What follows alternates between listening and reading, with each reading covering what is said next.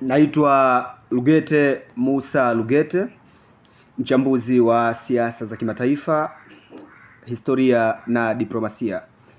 Tulishuhudia tarehe 28 siku ya Jumamosi asubuhi, Marekani pamoja na Israel walifanya mashambulizi nchini Irani, na mpaka leo vita inaendelea, ambapo sasa madhara yamekuwa makubwa kwa taifa la Irani, ambapo wamempoteza kiongozi wao mkubwa Ayatollah Ali Khamenei.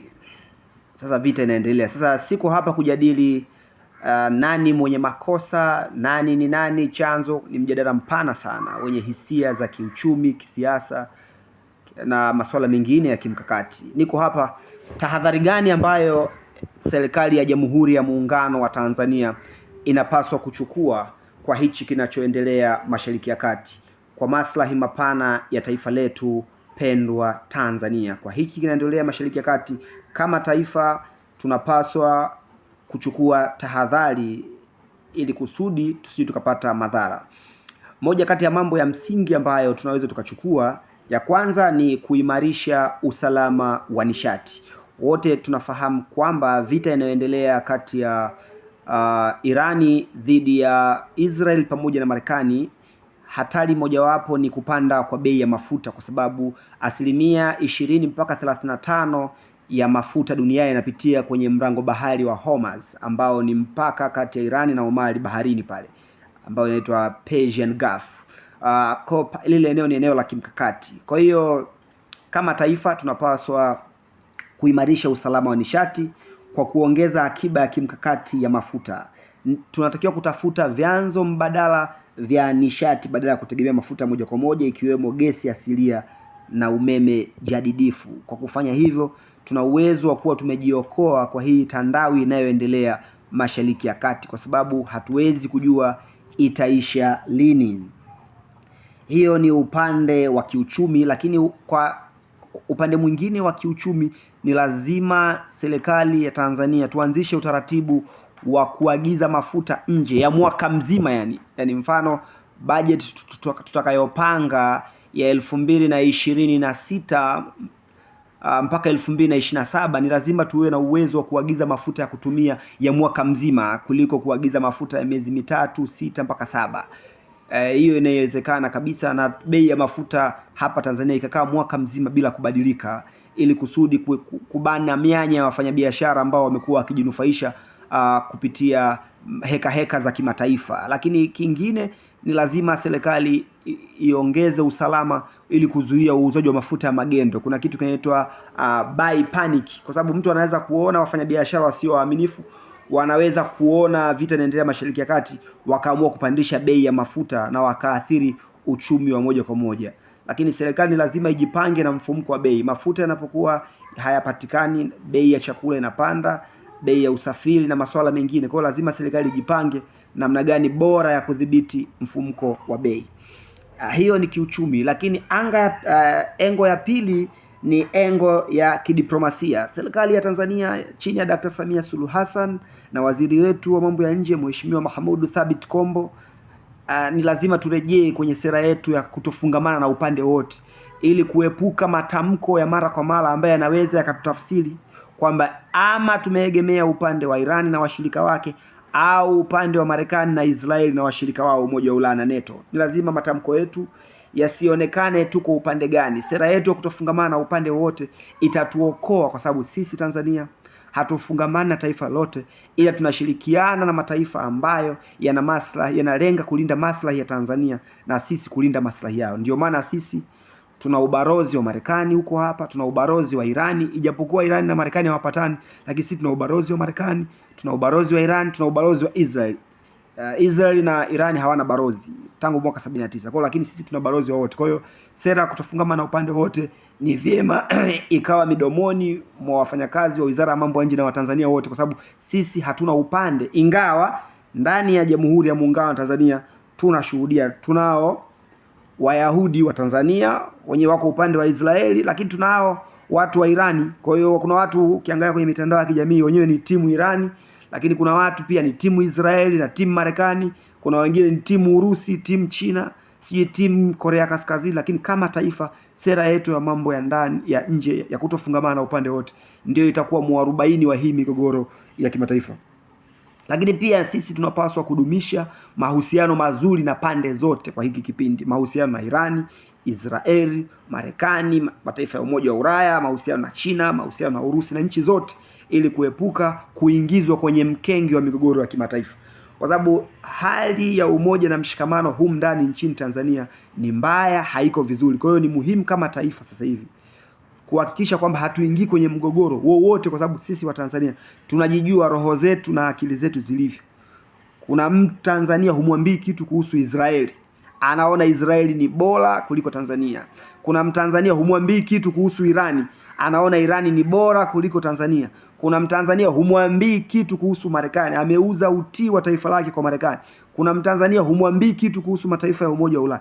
Kwa hiyo ndio maana sisi, namna ya kuishi katika hali kama hii ni kuepuka migogoro ya kimataifa, kwa sababu sisi tunajijua umoja na mshikamano nchini kwetu kwa sasa hivi umeshuka, uzalendo umeshuka, utii kwa dola umeshuka na masuala mengi. Lakini tahadhari nyingine ni tahadhari za kiusalama, usalama wa taifa, majeshi yetu na polisi. Kuna mambo wanapaswa kuchukua hatua.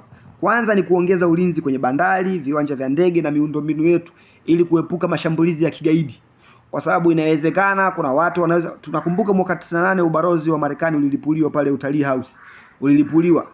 Kwa hiyo sasa tuangalie, kwa sababu inavyoonekana vikundi vya kigaidi vyenye msimamo wa Kishia, kwa kuwa havina uwezo wa kulipiza kisasi Israel wala Marekani, wanaweza wakatumia nafasi hiyo kujaribu kufanya mashambulizi kwenye mataifa ya Afrika, hasa Tanzania, kwenye maeneo ambayo kuna mkusanyiko wa Marekani, raia wa Israeli, raia mbalimbali wa Umoja wa Ulaya, kwa sababu tumeona na Uingereza kisha enda Mashariki ya Kati ametuma ndege zake na meli kuwasaidia washirika wake ambao ni Israeli na Marekani. Kwa hiyo ni lazima usalama wa taifa uweze kufuatilia uwezekano wa kutokea mashambulizi ya kushtukiza na mashambulizi ya kigaidi. Lakini pia idara yetu ya usalama na jeshi la polisi ni lazima wafuatilie viongozi wa Kishia hapa nchini Tanzania na hapa jamii ya Afrika Mashariki wenye msimamo mkali, ambao wana uwezo wa kutaka kulipiza kisasi baada ya kifo cha Ayatollah Ali Khamenei, imamu wao wanamuita. Lakini tunakumbuka mwaka 2020 mwezi Januari, Israeli walimuua kiongozi wa Irani Meja Jenerali au Luteni Jenerali Qasim Suleiman. Ni kwa mwezi Januari. Tulishuhudia ulipizaji wa kisasi ulitokea kwa kutumia makundi ya kigaidi kutoka Syria. Tulishuhudia Hezbollah, Katabu Imam Ali, Wahuthi kutoka Yemen walikuwa wakilipua maeneo mbalimbali ambayo kuna mkusanyiko wa Israeli na watu kutoka Ulaya na Marekani. Kwa hiyo ni lazima hili swala idara yetu ya usalama iwe macho, kwa sababu ili kuepuka sintofahamu. Kuwafuatilia viongozi wa Kishia, mashehe wa Kishia wenye msimamo mkali hapa nchini wanajulikana, kuwafuatilia kujua wanawaza nini, wasije wakachukua tahadhari, kufuatilia watu ambao wana nia mbaya na Marekani na Israeli na Irani na watu wengine ambao wanaweza wakatumia nchi ya Tanzania kwa ajili ya kulipa kisasi na kutuchafulia heshima na taswira ya nchi yetu kimataifa. Lakini kingine ni kuimarisha sekta ya chakula. Tanzania ni nchi ya pili ambayo inajitosheleza kwa chakula kwa asilimia 128 baada ya Afrika Kusini na Nigeria. Kwa hiyo na sisi lazima tuimarishe usalama wa chakula, hasa ngano, kwa sababu ukiangalia uzalishaji wa ngano Afrika ni karibu tani 1.5 milioni, na matumizi ya ngano Afrika nzima ni karibu tani milioni 50, na sisi Tanzania uzalishaji wa ngano ni mdogo, ni chini ya tani 500,000 kwa mwaka. Kwa hiyo tunaagiza zaidi ya 70% ya ngano tunaagiza kutoka nje. Ni lazima turejee kwenye zao la ngano la kimkakati, tujitosheleze kwenye sekta ya mchele. Mahindi sina shaka ni nchi ya pili kwa uzalishaji wa mahindi, karibu tani milioni 12 kwa mwaka, baada ya Afrika Kusini tani milioni 15. Tujitosheleze kwa chakula, kwa sababu hii vita hatuwezi kujua itaisha lini, na hali inaweza ikawa mbaya kwa muda fulani. Kwa hiyo lazima tujitosheleze kwenye sekta ya chakula. Lakini kingine ni kulinda sekta ya utalii. Sasa ni muda mwafaka kwa sisi, sekta ya utalii, bodi ya utalii, kutangaza kwamba Tanzania ni sehemu salama, ili kujivunia watalii wengi ambao wanataka kuelekea Mashariki ya Kati na Afrika ya Kaskazini waje hapa. Tunaweza tukavuna watalii wengi kwa kutangaza kwamba Tanzania ni nchi salama. Tunatumia mwanya huo kuwavuta watalii wengi waje nchini kwetu ili tuweze kupata fedha nyingi kwenye sekta ya utalii, lakini pia kuvutia masoko mapya ya utalii kwa maeneo ambayo tulikuwa hatupati wateja wengi kuja hapa nchini. Kwa hiyo kwa kufanya hivyo, lakini ya mwisho sasa, ndugu zangu wa Tanzania, hatuna taifa lingine la kujivunia zaidi ya Tanzania. Hatuna taifa lingine la kulipigania zaidi ya Tanzania. Tuepuke ushabiki wa kuyapenda mataifa mengine kuliko Tanzania. Wewe ni Mtanzania, hata uipende na kuisifia Israeli, huwezi kuwa Muisraeli. Wewe ni Mtanzania, hata upende na kuisifia Irani, huwezi kuwa Muirani. Wewe ni Mtanzania, hata uipende na kuisifia na kuisujudia Marekani, huwezi kupata haki na hadhi sawa kama Marekani. Wewe ni Mtanzania, hata uisifu, uisujudie, uiabudie Urusi, huwezi kuwa Mrusi. Wewe ni Mtanzania, hata uisifu, uisujudie China, Korea Kaskazini, si Uingereza, Ufaransa, Japani, Uturuki, wewe ni Mtanzania. Tujifunze kujivunia kuwa Watanzania. Tuwekeze utii wetu kwa taifa letu ili kuepuka kuwa vibaraka wa mtandaoni na kushabikia mambo ambayo hatuyajui kiundani zaidi. Lakini ni muhimu tuwekeze kwenye umoja na mshikamano wa kitaifa kama mwamba imara na nguzo ya matumaini kwa taifa letu pendwa Tanzania. Serikali yetu ijikite kwenye uwazi, utawala bora ili kuwafanya Watanzania kujisikia kuwa sehemu ya Jamhuri ya Muungano wa Tanzania. Tutapowekeza kwenye umoja na mshikamano, tukaipenda nchi yetu, haki na wajibu vikafuata mkondo wake, hakuna adui wa nje anaweza akatushambulia ikiwa tuko wamoja. Lakini kama taifa tusipokuwa na umoja na mshikamano, ni rahisi adui kutoka nje kutushambulia. Kwa hiyo ni muhimu kuwekeza kwenye umoja na mshikamano wa kitaifa kama mwamba imara na nguzo ya matumaini kwa mustakabali wa ndoto za vizazi vyetu, taifa letu, kwa sababu hatuna taifa lingine zaidi ya Tanzania. Asanteni sana. Lugete Musa Lugete kutoka Kayonka Kikenke, Kamasa Mwamgongo, Kigoma. Mimi ni Mtanzania, sina taifa lingine la kujivunia wala la kulipigania zaidi ya Tanzania. Sina ndoto ya kuishi taifa lolote zaidi ya Tanzania. Kitovu changu kimezikwa katikati ya ziwa Tanganyika. Nimesoma Tanzania, shule ya msingi Mwamgongo, sekondari ya Bugamba na Bugogwa, high school nimesoma Runzewe na Mweza sekondari, na chuo kikuu nimesoma University of Dar es Salaam, na sasa hivi naendelea na masters ya masuala ya ulinzi na usalama. Kwa hiyo sina ndoto ya kuwa kibaraka wa taifa lolote zaidi ya Tanzania. Asanteni sana.